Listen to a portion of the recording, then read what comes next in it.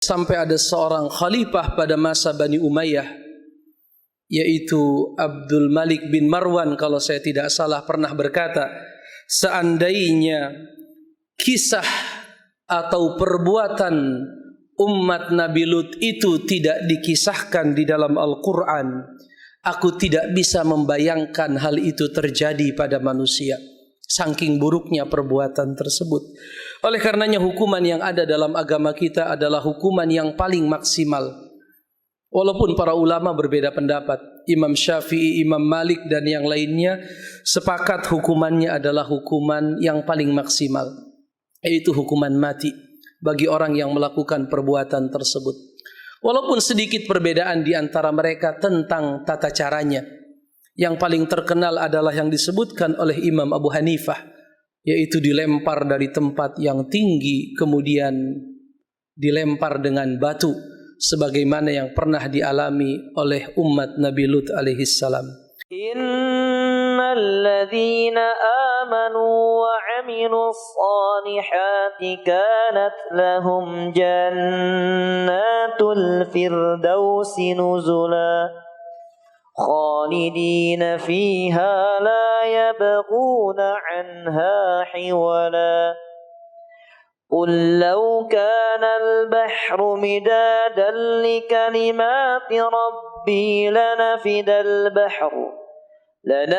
al-bahru qabla an tanfada kalimatu rabbi walau ji'na bimithlihi madada. Innal hamdalillah nahmaduhu wa nasta'inuhu wa nastaghfiruh wa na'udzu billahi min shururi anfusina wa sayyiati a'malina. Man yahdihillahu fala mudilla lahu wa man yudlil fala hadiya lahu. Ashhadu an la ilaha illallah wahdahu la sharika lahu wa ashhadu anna Muhammadan abduhu wa rasuluh la nabiyya ba'dah. Ya ayyuhalladzina amanu taqullaha haqqa tuqatih wa la tamutunna illa wa antum muslimun. Ya ayyuhan nasu taqu rabbakumul ladzi khalaqakum min nafsin wahidah wa khalaqa minha zawjaha وبث منهما رجالا كثيرا ونساء واتقوا الله الذي تساءلون به والأرحام إن الله كان عليكم رقيبا. يا أيها الذين آمنوا اتقوا الله وقولوا قولا سديدا يصلح لكم أعمالكم ويغفر لكم ذنوبكم ومن يطع الله ورسوله faqad faza fawzan azima. Wa ba'du ma'asyiral muslimin, jamaah salat Jumat Masjid As-Saff yang mudah-mudahan dimuliakan oleh Allah Subhanahu wa taala. Di khutbah yang mulia ini kami tidak lupa berwasiat kepada seluruh kaum muslimin. Marilah kita tingkatkan keimanan dan ketakwaan kita kepada Allah Subhanahu wa taala dalam bentuk melaksanakan perintah-perintahnya dan menjauhi segala larangan-larangannya. Karena kita semua ma'asyiral muslimin akan kembali kepada Allah Subhanahu wa taala dan kita semua membutuhkan perbekalan. Sungguh sebaik-baik perbekalan adalah ketakwaan kepada Allah Subhanahu wa taala. Ma'asyiral muslimin, jamaah salat Jumat rahimakumullah. Di antara kisah yang diabadikan di dalam Al-Quran adalah kisahnya Nabiullah Lut alaihi salam. Beliau adalah Lut putra Harran bin Azar. Lut bin Harran bin Azar. Dari namanya tentunya kita bisa menebak bahwa beliau adalah keponakan dari Khalilullah Ibrahim alaihi salam, sebagaimana yang disebutkan oleh sebagian ulama. Nabi Lut alaihi salam, ma'asyiral muslimin, adalah seorang nabi yang diutus kepada kaum Sadum. Misi yang beliau bawa sebagaimana nabi-nabi yang lainnya, yaitu mengajak manusia untuk mentauhidkan Allah Subhanahu wa taala, mengajak mereka hanya menyembah Allah Subhanahu wa taala, memerintahkan mereka melakukan kebaikan dan melarang mereka dari perbuatan kemungkaran. Dan kaum Sadum ini, ma'asyiral muslimin, sebagaimana telah kita ketahui bersama, adalah satu kaum yang mempelopori perbuatan homoseksual, yaitu kelainan orientasi seksual. Maka Nabi Lut alaihi salam berusaha berdakwah, mengajak mereka untuk kembali ke jalan Allah Subhanahu wa taala. Tetapi beliau mendapatkan kaumnya berpaling, ingkar, bahkan menentang dakwah Nabi Lut alaihi salam. Terkait dengan hal ini, ma'asyiral muslimin, di surat Al-A'raf ayat 80 sampai dengan 81, Allah Subhanahu wa taala menceritakan kisah Nabi Lut alaihi salam. Wa Lutan idz qala liqaumihi atatuna al-fahishah ma sabaqakum biha min ahadin minal alamin. Dan kami, kata Allah, telah mengutus Lut alaihi salam. Ingatlah tatkala dia berkata kepada kaumnya, wahai kaumku, kata Nabi Lut, mengapa kalian mendatangi fahisyah, perbuatan yang keji? Tidak ada seorang manusia pun yang pernah melakukannya sebelum kalian. Innakum lata'tuna ar-rijala syahwatan min dunin nisa. Sungguh kalian mendatangi laki-laki, kemudian melampiaskan nafsu kalian, dan kalian meninggalkan wanita. Bal antum qaumum musrifun. Bahkan kalian ini, kata Nabi Lut, adalah kaum yang melampaui batas. Sampai pada akhirnya, ma'asyiral muslimin, Allah Subhanahu wa taala memiliki ketetapan menghukum umat Nabi Lut alaihi salam.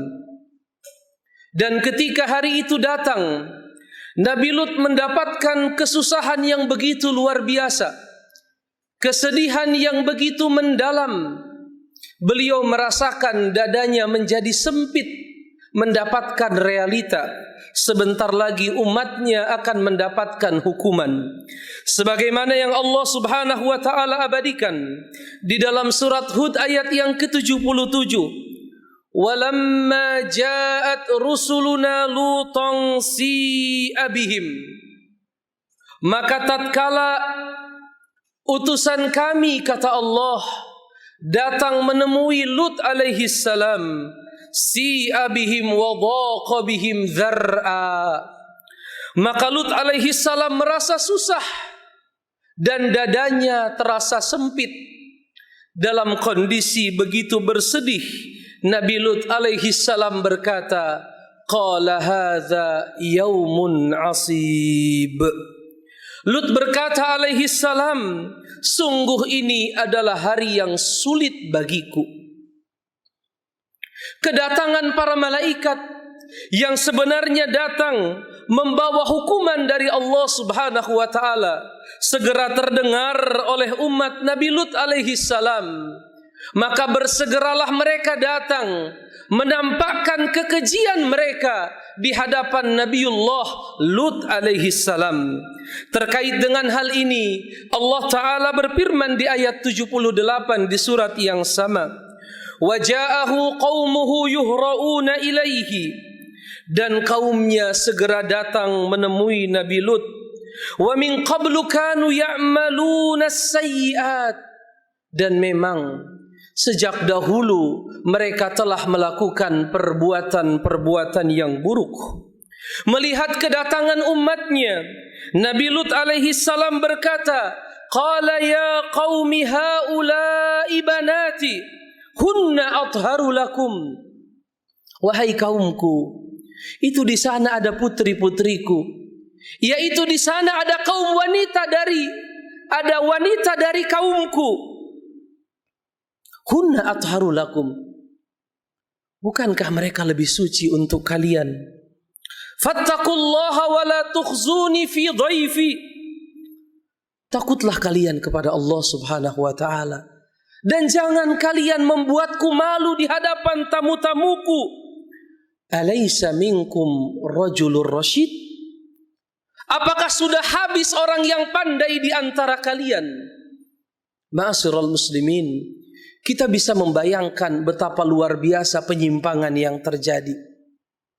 Dalam kondisi yang normal, kemaksiatan itu dilakukan di tempat-tempat yang gelap, di tempat-tempat yang tersembunyi, di tempat-tempat yang tidak dilihat oleh manusia. Tetapi kerusakan moral yang terjadi pada saat itu telah sampai pada satu titik di mana mereka menampakkannya di hadapan nabi mereka, menampakkannya di hadapan orang yang paling mulia di antara mereka. Alaysa minkum rajulur rasyid? Apakah tidak ada lagi orang yang pandai di antara kalian itu? Keluh Nabi Lut alaihi salam. Lalu apa jawaban umatnya? Di ayat 79 Allah Subhanahu wa taala berfirman, menggambarkan jawaban umat Nabi Lut. Qalu laqad alimta ma lana fi banatika min haqq wa innaka la ta'lamu ma nurid. Wahai Lut, kamu sudah tahu sebenarnya bahwa kami ini tidak memiliki keinginan kepada wanita-wanita itu, dan sesungguhnya engkau telah tahu apa yang kami inginkan, kerusakan moral. Ya, satu kondisi di mana manusia jatuh kepada lembah kehinaan yang begitu dalam. Melihat kondisi itu, ma'asyiral muslimin, Nabi Lut alaihi salam merasa sedih. Maka beliau berkata, sebagaimana Allah abadikan di ayat yang ke-80, Qala law anna li bikum quwwah aw awi ila ruknin syadid.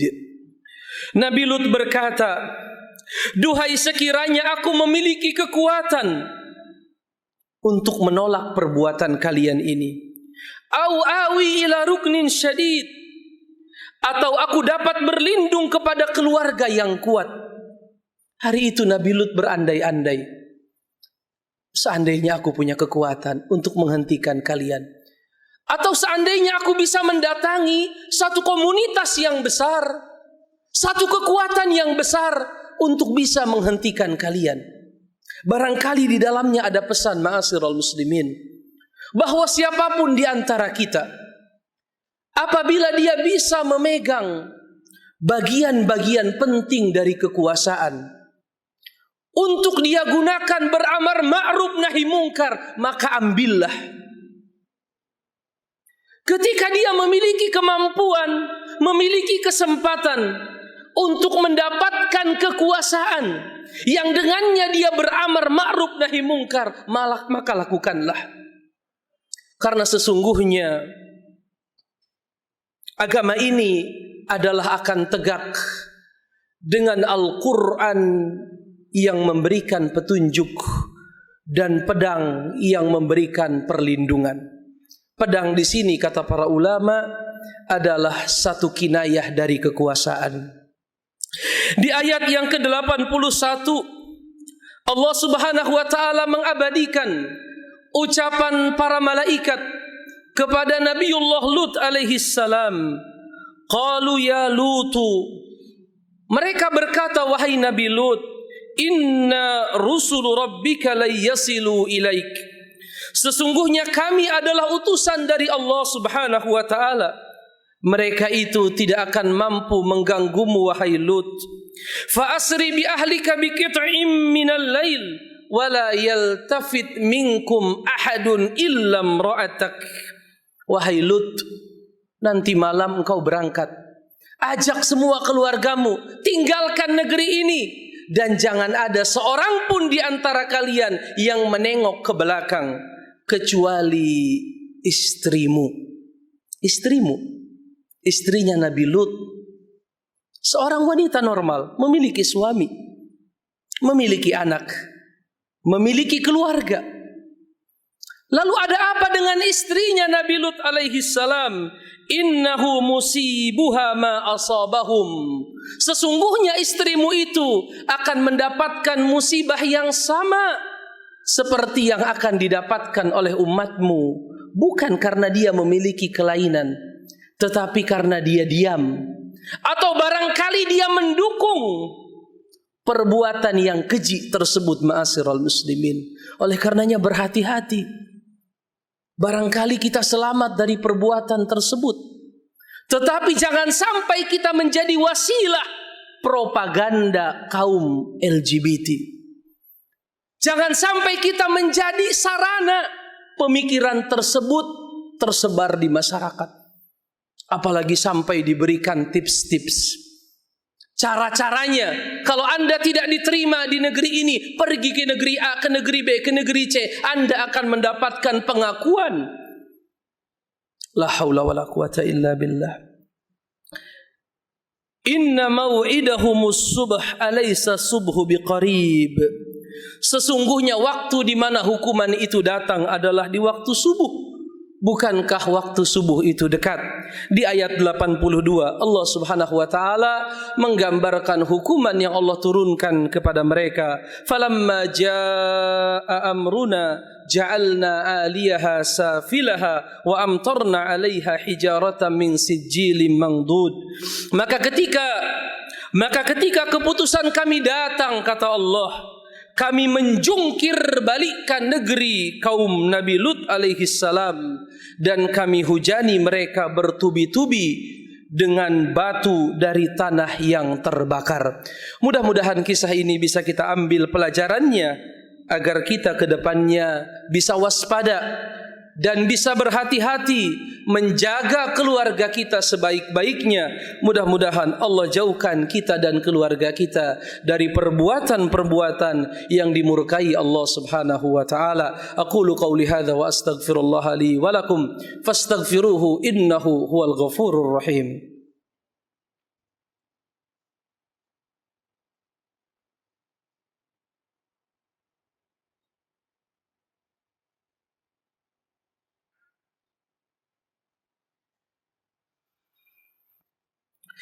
Alhamdulillahi rabbil alamin. Wassalatu wassalamu ala ashrafil anbiya'i wal mursalin wa ala alihi wa sahbihi ajmain. Wa ba'du, ma'asyiral muslimin, di khutbah yang kedua ini kembali kami berwasiat kepada seluruh kaum muslimin agar senantiasa berusaha meningkatkan ketakwaan kepada Allah Subhanahu wa taala dalam bentuk melaksanakan segala perintah-perintahnya dan menjauhi segala larangan-larangannya. Sesungguhnya perbuatan umat Nabi Lut adalah perbuatan yang sangat keji.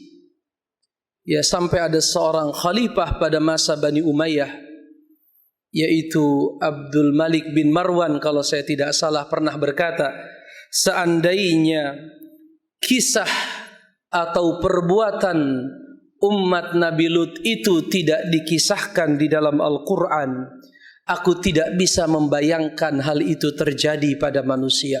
Saking buruknya perbuatan tersebut. Oleh karenanya hukuman yang ada dalam agama kita adalah hukuman yang paling maksimal. Walaupun para ulama berbeda pendapat, Imam Syafi'i, Imam Malik dan yang lainnya sepakat hukumannya adalah hukuman yang paling maksimal, yaitu hukuman mati bagi orang yang melakukan perbuatan tersebut. Walaupun sedikit perbedaan di antara mereka tentang tata caranya.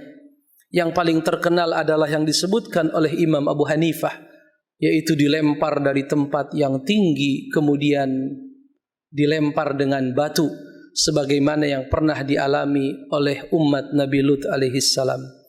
Imam Abu Dawud, Tirmidzi dan Ibnu Majah meriwayatkan dari Ibnu Abbas, beliau berkata, siapa di antara kalian yang mendapati kelakuan yang dilakukan seperti kaum Nabi Lut, faqtulul fa'ila wal maf'ula bih, maka bunuhlah orang yang melakukannya, artinya kedua-duanya, hukumannya berat sekali.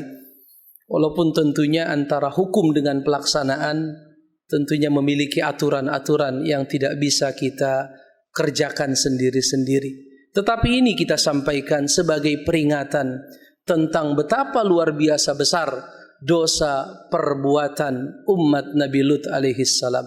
Mudah-mudahan Allah jauhkan kita dari segala bentuk keburukan, dari segala bentuk perbuatan yang keji dan mungkar, dan mudah-mudahan Allah Subhanahu wa taala senantiasa menjaga negeri kita dari segala bentuk makar-makar orang-orang yang menghendaki tersebarnya kerusakan di negeri ini.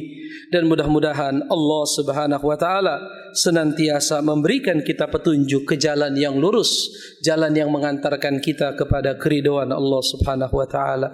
Innallaha wa malaikatahu yusalluna 'alan nabi ya ayyuhalladzina amanu sallu 'alaihi wa sallimu taslima. Allahumma salli ala Muhammad wa ala ali Muhammad kama sallaita ala Ibrahim wa ala ali Ibrahim wa barik ala Muhammad wa ala ali Muhammad kama barakta ala Ibrahim wa ala ali Ibrahim fil alamin innaka Hamidum Majid. Allahumma ighfir lil muslimina wal muslimat wal mu'minina wal mu'minat al ahya'i minhum wal amwat birahmatika ya arhamar rahimin. Allahumma taqabbal minna salatana وقيامنا وركوعنا وسجودنا وتوبتنا وتمم تقصيرنا يا أرحم الراحمين. ربنا اقسم لنا من خشيتك ما تحول بيننا وبين معاصيك ومن اليقين ما تهون به علينا مصيبات الدنيا ومن طاعتك ما تبلغنا به جنتك ومتعنا اللهم بأسمائنا وأبصارنا وقواتنا ما أحييتنا ولا تجعل مصيبتنا في ديننا ولا تسلط علينا من لا يخافك ولا يرحمنا. اللهم أعز الإسلام والمسلمين وأذل الشرك والمشركين ودمر أعداءك أعداء الدين واجعل هذا بلدا آمنا مطمئنا رخاء وسائر بلاد المسلمين. ربنا أرنا الحق حقا وارزقنا اتباعه وأرنا الباطل باطلا وارزقنا اجتنابه. ربنا ظلمنا أنفسنا وإن لم تغفر لنا وترحمنا لنكونن من الخاسرين. ربنا آتنا في الدنيا حسنة وفي الآخرة حسنة وقنا عذاب النار. ربنا تقبل منا إنك أنت السميع العليم وتب علينا إنك أنت التواب الرحيم.